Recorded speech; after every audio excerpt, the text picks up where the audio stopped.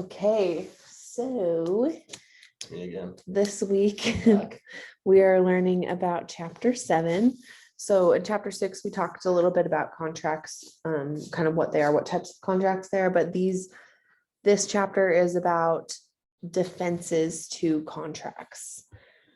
So basically, we're talking about how contracts can be voided and rescinded and why this would happen.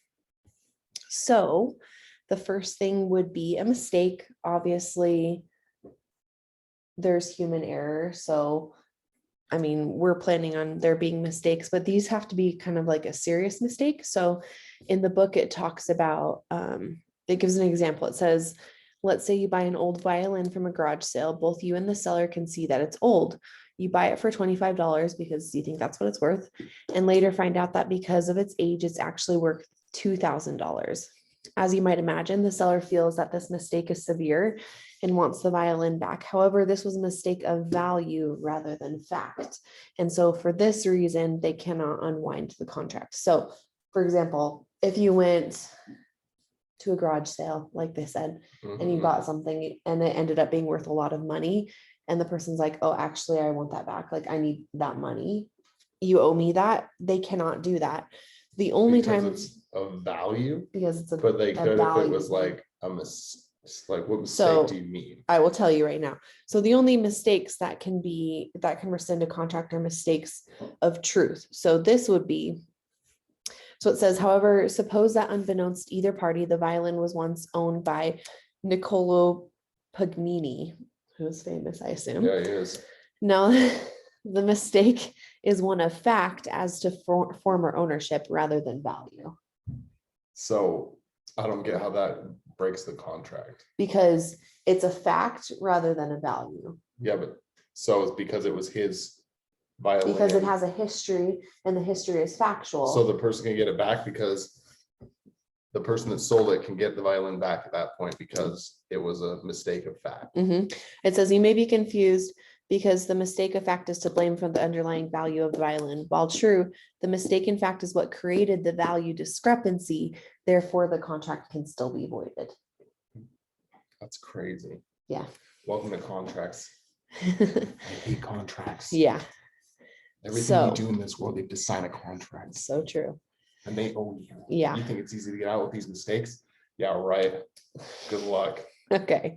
So the next thing that can void a contract is misrepresentation. So misrepresentation is a material, like if a material fact is misrepresented. So for example, like if a party has an intent to deceive. So they're lying, basically. Yeah. Yep. And so fraudulent misrepresentation, which includes intent to deceive an innocent party relying on misrepresentation. So the party, one of the parties has to be relying on the misrepresentation, and the other party is the one giving the misrepresentation. Okay. So basically lying. Yeah. The third thing is undue influence. So this one is interesting and you'll be very passionate about this, I already know. Oh, here we go. So undue influence is basically when a contract was not voluntarily entered with a party. So if another party persuades a party to enter into a contract, and this most often happens with elderly people.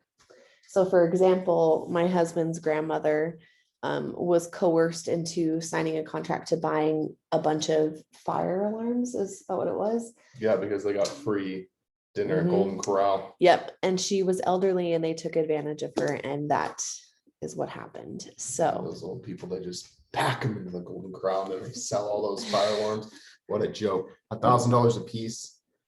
What a joke. What a rip-off joint, huh? However, it also says in the text that this relationship could be a family member or a close confidant, such as an accountant or attorney. So for example, if you had a friend who was an attorney, he was super persuasive, then like that could also happen to you. It's not only elderly people.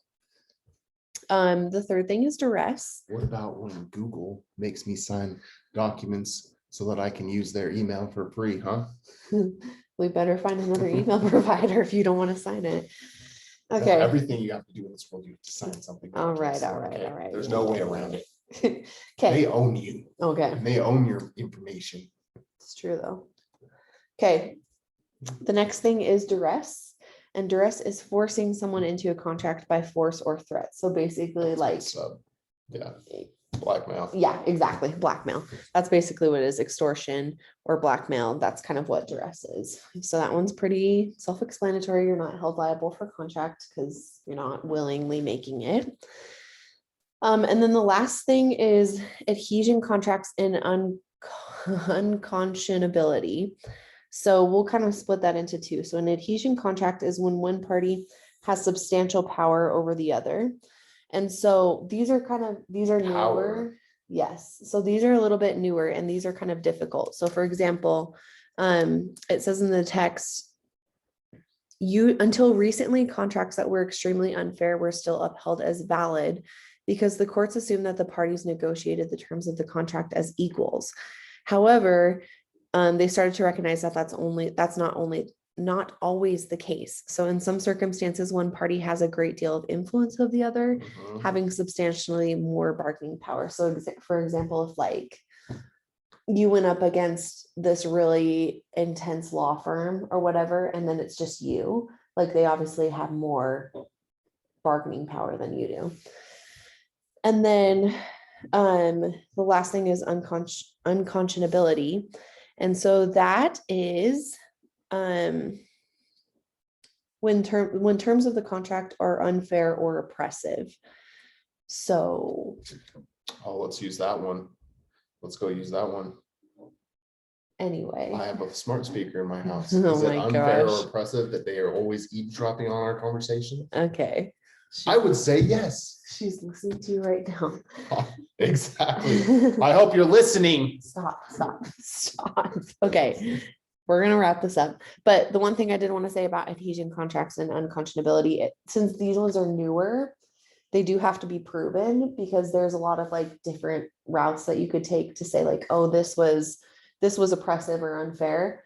So you really like, you can't just say that, you actually have to take the time to prove it. So these ones are a little bit harder to use to break a contract. So Unfortunately. yes. So that is chapter 7. All right, I look forward to chapter 8. I hope you learned a lot. And that's all for now.